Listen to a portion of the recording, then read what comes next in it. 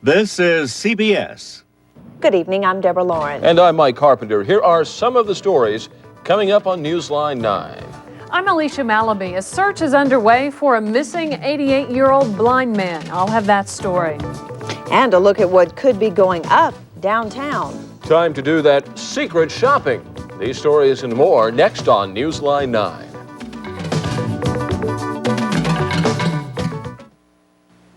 Now, the #1 rated newscast in Oklahoma with Mike Carpenter, Deborah Lauren, sports with Rich Henkels, and Alan Mitchell with the weather.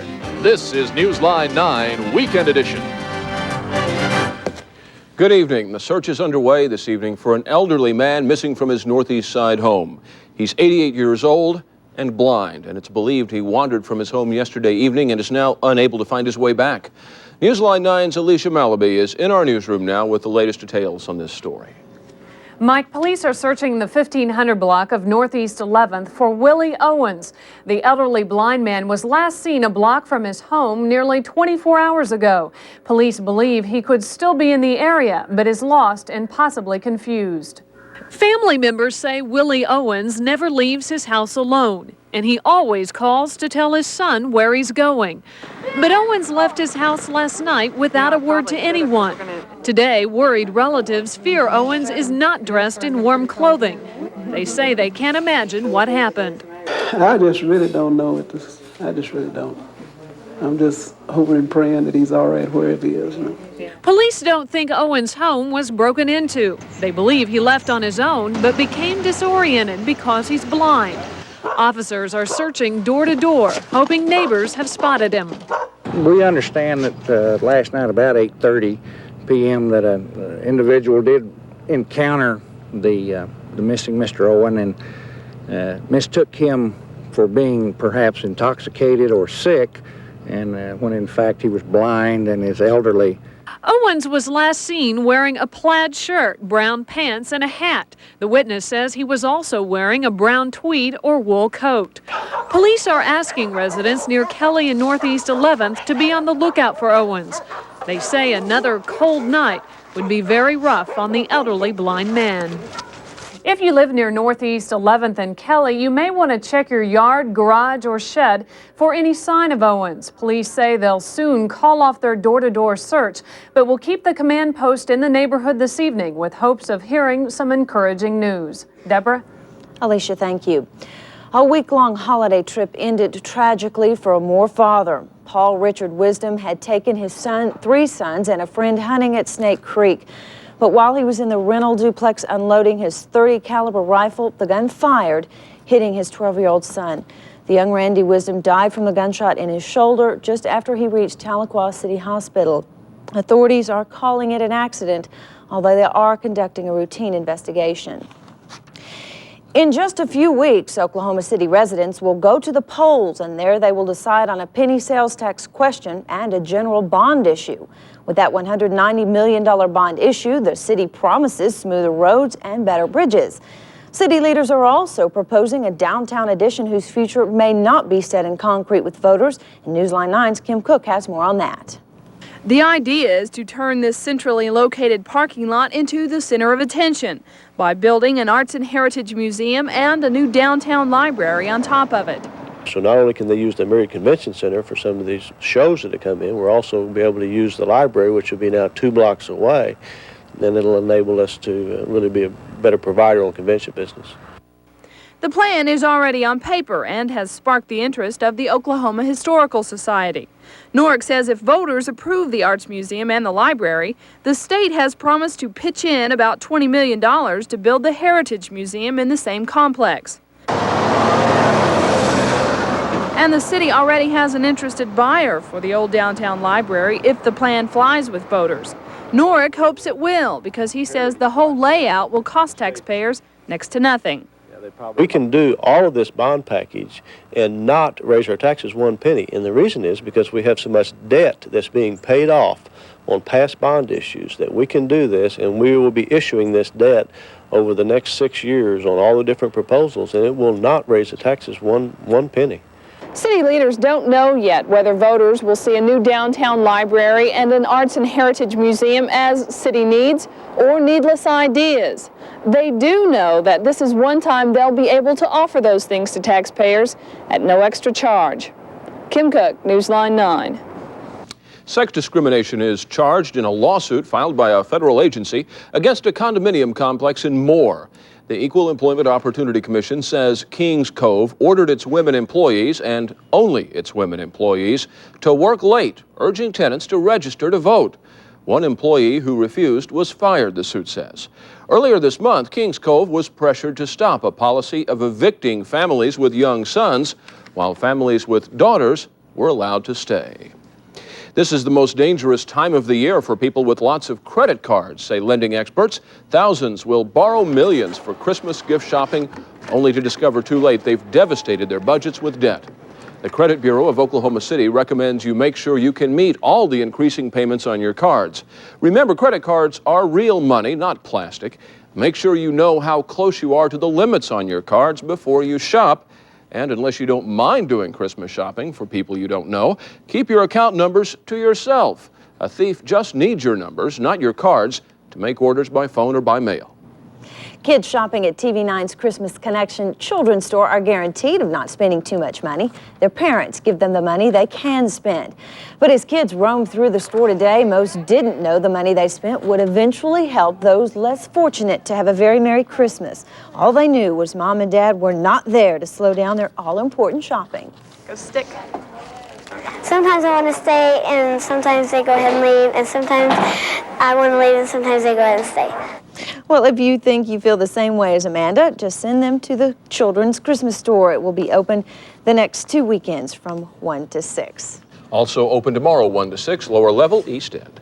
And still ahead on Newsline 9, Alan Mitchell says something Arctic, and I wonder what it is heading our way. One of the biggest names in racing comes to Remington Park. And people who are taking on, I should say, a very big responsibility. An estimated 7 million people nationwide are getting a well-deserved pat on the back today as National Caregivers Week comes to a close.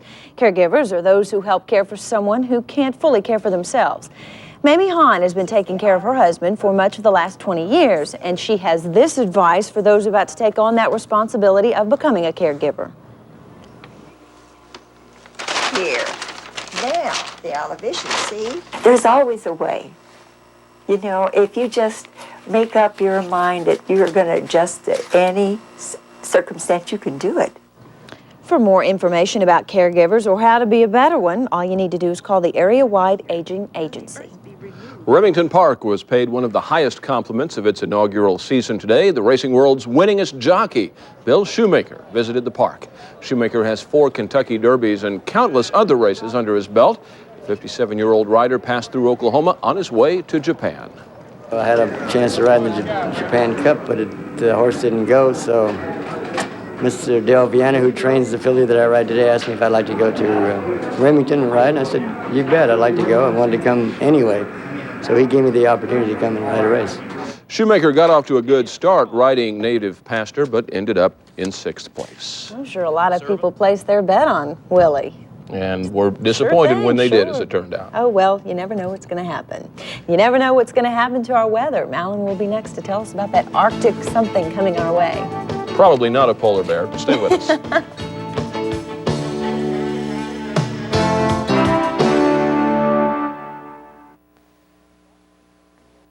Here's Alan Mitchell now to tell us what it is that's coming our way.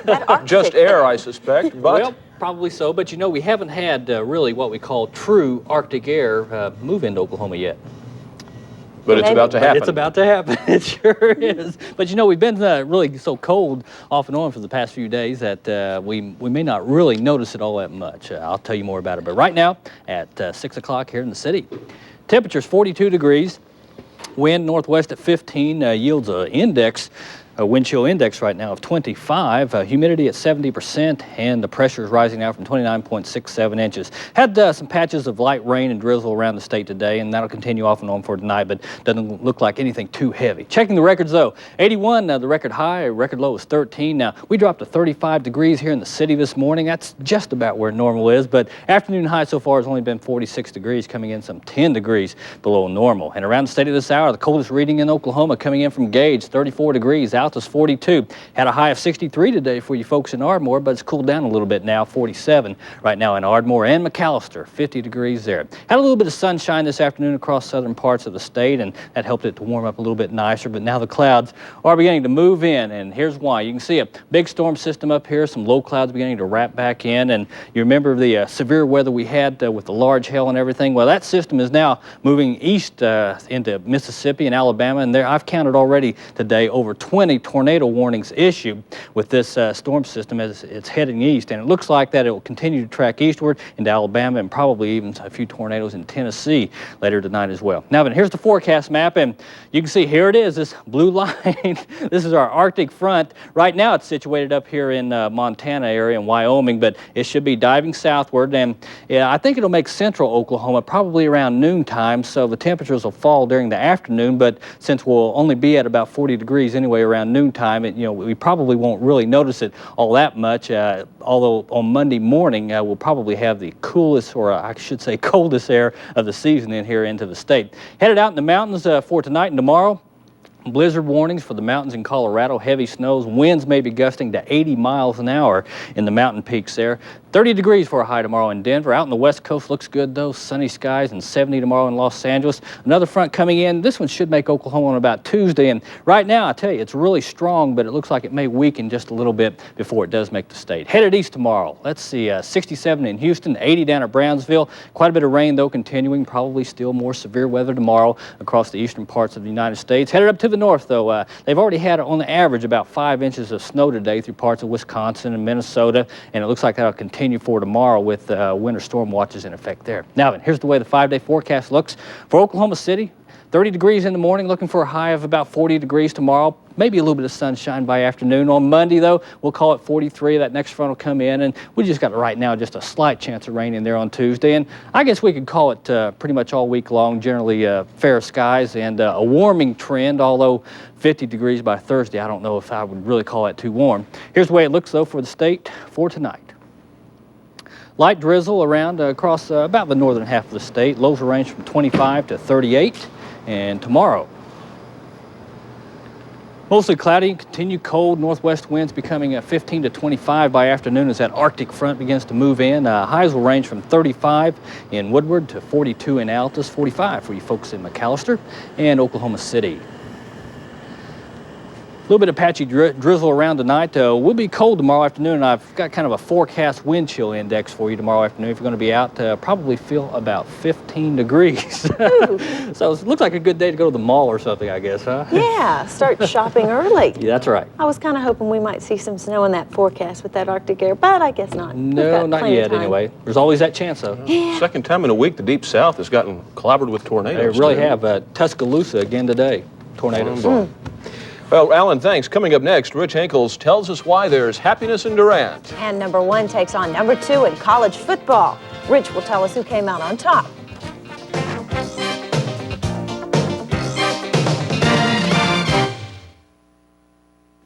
Well, the number 1 and number 2 teams met each other, and Rich Henkels is here to tell us that it wasn't as close as we thought it might be. Well, not score-wise. It was a good game. It was a tight game, but score-wise, you just got to look at a team. And this is a guy who gave up a few things before the game started, and I'll tell you about that right now. Last night, Notre Dame's running back, Tony Brooks, and their top receiver, Ricky Waters, arrived 40 minutes late for the team dinner. Big deal, right? Well, that was the last of several displays of tardiness. Lou Holtz said he'd had enough, so he sent them home, and he beat Southern Cal despite their absence this afternoon. Final count, number 1, Notre Dame, 27-10 over USC. The highlights, the Irish go to work. Tony Rice and the option. Watch him go around the left end. So long, sweet prince. That is a touchdown. No one's going to catch up. 65 yards, 7-0. And Larry Smith not a happy man. Following a Southern Cal fumble, the Irish knocking on the door again. It's open one more time. Mark Green makes it 14-0. The Trojans got on the board in the second period. Scott Lockwood crashes over from 1 yard out. It's 14-7, and Rodney Peete has things back in order in California. Just less than a minute to play, back he goes in the shotgun. The pass picked off by Stan Smagala. The play that broke the Trojans' back, I'd have to say. Undoubtedly, he goes 65 yards for the defensive TD. It was 20-7 at the half. The Trojans could only muster a field goal in the final two stanzas and the final count. Let's take a look. 27-10. Number 1 Notre Dame beats number 2 USC. A great game, but all Notre Dame. So it'll be a national championship game in the Fiesta Bowl with Notre Dame facing undefeated West Virginia. The Miami Hurricanes continue to make a pretty good argument for their national championship hopes. Today they down Southwest Conference champion Arkansas 18-6, the final score there. Let's take a look. Miami takes a 3-0 lead in the first. Then the Hogs try to counter with this one. 58-yard field goal. Does it go through, Deborah? No, it hits the crossbar, and it does go through. You're right. She nodded yes. But back comes Steve Walsh. Look at this. Great fake there. Long bomb down to the 1 yard line. Sets up a touchdown. 10-3, the Hurricane lead. Barry Foster took the win right out of Miami after that, though. Look at that, 80 yards, the fullback up the middle for the touchdown. But Grovey had his problems. Quinn Grovey had his problems with the Cane defense. Here's the big play as it turns out. He's sacked in the end zone while trying to work out the option. Miami led 15-10 at the intermission mark. Hogs took the lead in the third period. Grovey with some scrambling, not bad scrambling at all. He gets away, finds Foster for the score into the end zone. He goes, and it is the Hogs in the lead. But final period, Carlos Huerta, the field goal. And Miami wins 18-16. There's the victory for them. So they lost to Notre Dame. Do they have a chance for a national title? Only if West Virginia and Notre Dame tie. Let's take a look at some other scores real quickly. Houston 45-14 over Rice. Georgia Tech falls to Georgia. Vince Dooley gets his 200th career win there. Tulsa beats Colorado State 32-28. Highlights tonight on that game. The Southeastern Savages have them dancing in the streets down in Durant this afternoon. They beat top-ranked Central Arkansas today in the first round of the NAIA football playoffs. A pretty good game, too. Defense dominated. John Corey gets the sack for the Savages against the Bears. Watch this, though. Corey Ransom takes the handoff for the Savages and scores from 12 yards out. It's 7-0 Southeastern at the half. The Bears' Scott Williams finds Al Walker behind the Savage defense. Pretty good pass play, huh? 37 yards in all, and it's 7-7. Southeastern comes back. Stuart Bond is back to punt. Hey, nobody's coming in after me. I'm not kicking, I'm running. He goes for a first down. You can't argue with that logic at all. Any coach would tell him to try that. And what that sets up this, former Edmond High School star Greg Neese hooks up with Oscar Wright for a 41-yard gain, and it sets up this play. Neese takes it in himself, 14-7. Versi Graham, a TD in overtime. The defense held for a 21-14 overtime win. Southeastern hosts number 16 Adams State next Saturday. Last night in Stillwater, the Midwest City Bombers earned a berth in the state 5A football championship game against Lawton Eisenhower. They tripped Stillwater High 35-14. Go to highlights there. Oklahoma State quarterback Mike Gundy on hand to watch his brother Cale lead the Bombers on offense. They got things going quickly, scoring on the first possession. Drew Chrisman in from 10 yards out, 7-0. Dick Evans never looked at ease, but he could have been. The Bombers behind Gundy really rolled, and I mean rolled. Gundy a TD pass and a run on this evening. Here's his touchdown run. But you know, this is the kind of guy who spreads the glory around. I got to credit that stuff to my linemen because they're just blocking great right now, and the receivers and the running backs, they're getting open and stuff, and I'm really proud of everybody. Got some good seniors out here that are really playing well at the right time, and I don't know what else to say. So the next championship game, 5A state champion Midwest City against Lawton Ike next Saturday at Lewis Field. The Oklahoma Sooner basketball team takes on the Running Rebels of UNLV tonight in Maui, Hawaii. That'll be the semifinal game in the Maui Classic. They beat Ohio State last night by 4 points in the first round. As for the Cowboys of Oklahoma State, they get their season going tonight. Their task will be the Pittsburgh Panthers of the Big East. Not an easy game for them. Game time there about 7 o'clock. In La Quinta, California, 4 of the biggest names in golf getting together this weekend. Jack Nicklaus, Curtis Strange, Lee Trevino, and Ray Floyd competing in the skins game. The big dollar's up in this one, and Floyd gets 6 skins with a birdie on the 6th hole worth $90,000. Mike, wouldn't you love to be just playing golf for that kind of money? Wouldn't that be nice? But the Golden Bear comes on like he did in the 86 Masters. Nicholas won the final 2 holes, $75,000. They'll play another 9 tomorrow. Finally, today's racing at Remington Park got off to a pretty good start. One of those races that gets everyone's hearts going. Let's take a look. Pretty good, huh? Will I Win, ridden by John Lively. On the inside, but the 2-horse C. George Run and the 6-horse Engelstein not far behind. A great stretch run for 4 horses in all. Not bad. Who wins it? Will I Win wins it. Of course, the name, There you got it. Will I win? Of course you won. There are the payoffs for you real quickly. The daily double 8-1 paid $12.40. Attendance almost 16,000. Handle $1.5 million. And believe this, guys, the pick 6 today. 3 winners, 2, 7, 11, 7, 4, 10 were the combination. 3 winners, $30,000 plus the payoff. And I know bad. Deborah's got one of those tickets, so dinner's on her. Sure. Even easier than playing golf. That's right. Yeah. We'll be back in a moment. Well, that's nice to see. That must be interesting. You know, the kids must go out and look at his truck. Yeah, they probably do. I didn't think of that. We'll see you here at 10. Hairstyles furnished by Salon One. Newsline 9 is the #1 rated newscast in Oklahoma.